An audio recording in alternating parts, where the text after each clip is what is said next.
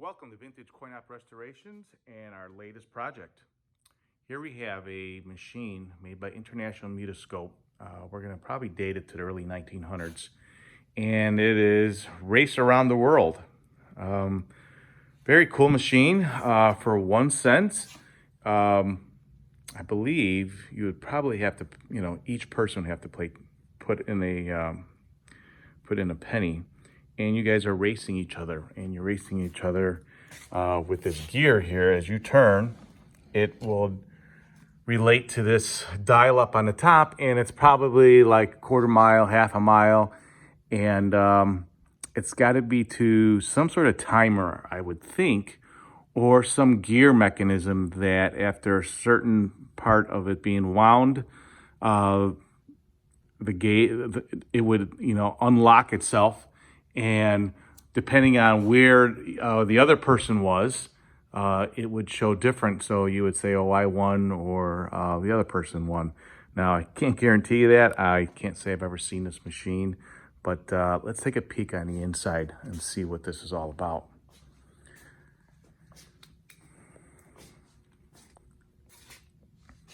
The machine seems to be fully intact.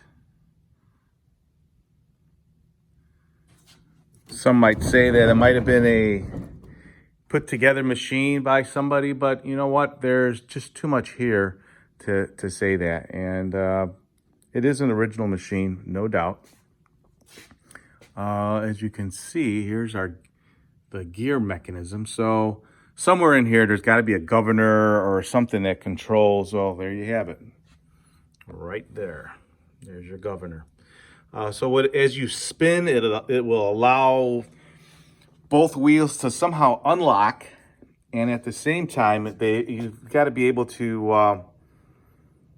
Someone has to be able to win, and I'm not sure if it's all about just spinning that wheel as fast as possible. Not quite sure. There's your locking mechanisms. Obviously, there's a little EM here. In fact, here's a, it looks like a pinball door that somebody hooked up a coin mech to it.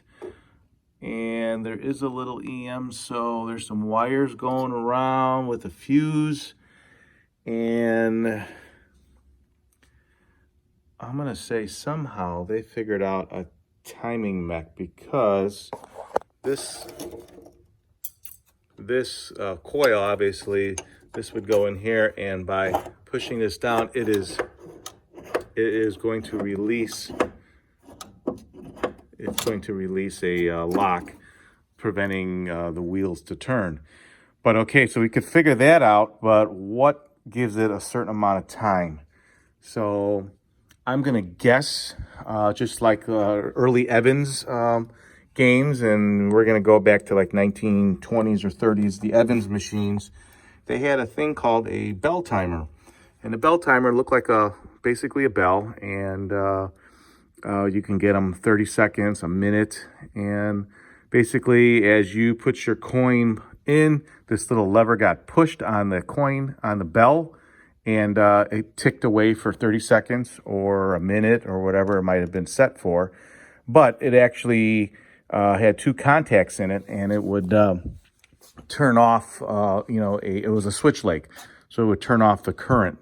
So that would be what I would probably use for this machine, just for the period wise, unless there's something else in here that I'm not really looking at just yet.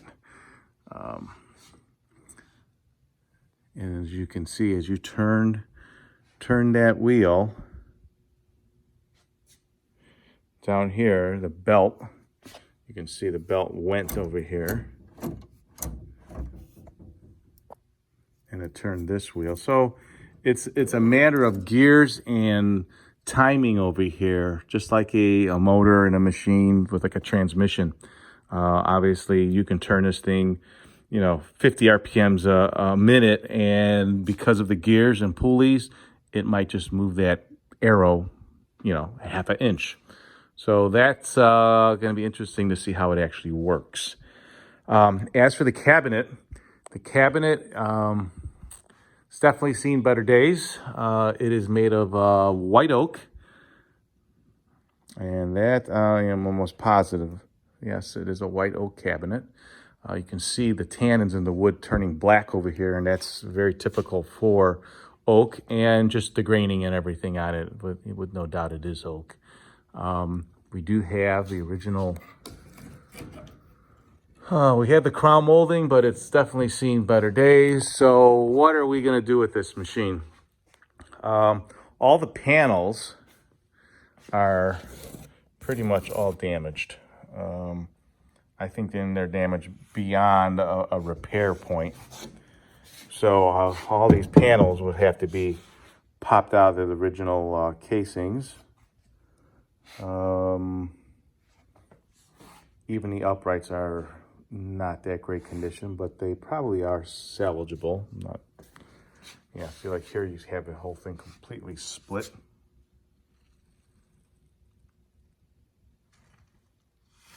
You know, all of this, all the panels are pretty much shot. And I think we even actually, I don't know if we have this piece of crown molding. This glass, and our play field of the game itself, as you can see, is pretty much gone. We kind of get inside here. Now what you have are two like little dolls. They are dressed identical. The hands are, I'm not sure if that was a glove or something over there, but you can see it deteriorating. But we'll get all to that. Very neat little bicycle. And now my kind of goal is to find out where this bike came from. These machines, especially International Mutoscope, they use things that were around at that time. So I bet you somewhere someone knows something about this little bicycle in here. And if you're watching this video and you know what it is, please give me a call. I'd love to get a little more info on this thing. Or if someone knows something about the dolls. Dolls are very interesting too. And what happens is as you're spinning the dial, let's see if I can get something to move here. Nothing, all the belts are gone. But as you spin the dial, you can see that this is inside here. I can't even get my hand in there. You would be having that illusion. Oh, here we go. We'll spin it. You can see the foot moving,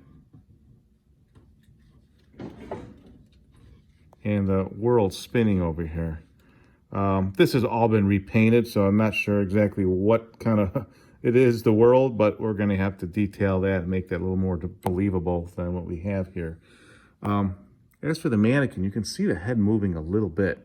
So there might be a wire or something. So as this doll is moving, it would be neat to see, have the head kind of bobbing at the same time. Be kind of a nice little detail. And the dial, wow, that's stuck all right. It's surrounded in brass. It's got very wrinkled up paper on here. And the dial obviously is, you know, when you're racing, it depends on who's closer to the finish. As you can see, it says finish and start. So as you race, this dial obviously would move to a certain amount, and you know, whoever is closer to the finish, I guess, would be the winner. But the panel that this is on is pretty much completely shot and would have to, I would say, completely be redone.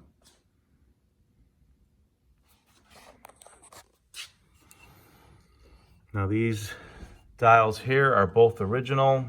One's missing a handle, and we got one here to copy if we need it. The marquee inside here, I'm going to say, is original.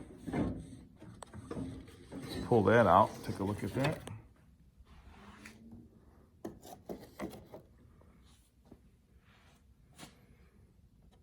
Very nice.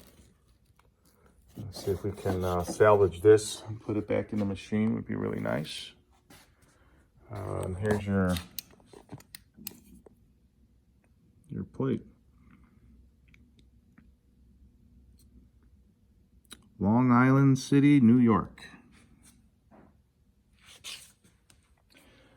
Now, as for the base here, the base is completely probably gone.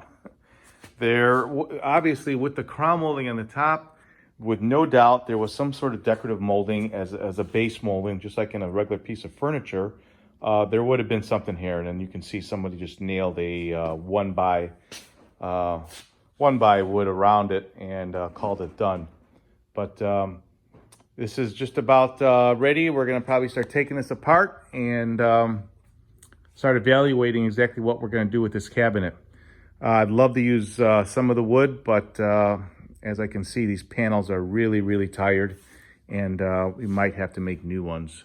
Something to think about. It's always that tough decision to, maybe rebuild the whole cabinet and use the original inners, or try to salvage what we have here. But in this case, this one is very, very tired. It depends on what our outcome and what we're looking to have it look like when it's done. So there you have it. If you're interested in this machine, or you have one like it, or you need one restored, please give us a call. We're located in Chicago, Illinois. Our phone number is area code 630-624-7466. Thanks for watching, and make sure to subscribe to our channel so you can see all the new machines coming to the warehouse. Thanks for watching.